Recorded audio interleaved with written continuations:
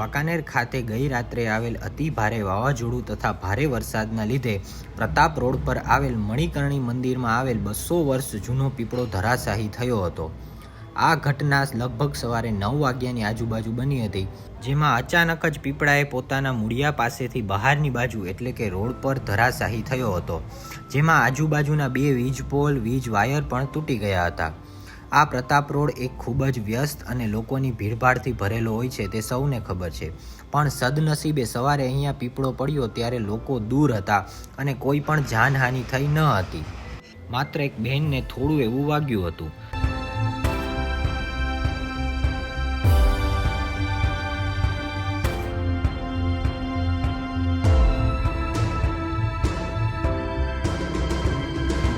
મારું નામ ચેતનાબેન મજીઠિયા છે।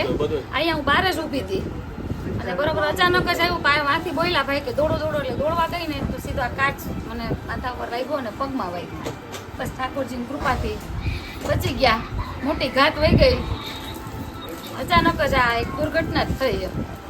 તમારા સિવાય બીજા કોઈને એક હતા કામવાળા બેન, પોતું કરતા હતા ને એનું શું ધ્યાન રાખતી હતી ત્યાં, એમાં જ અચાનક થી આવ્યું, એને કઈ નથી થયું, મને માથા ઉપર વાગ્યું ને પગમાં વાગ્યું।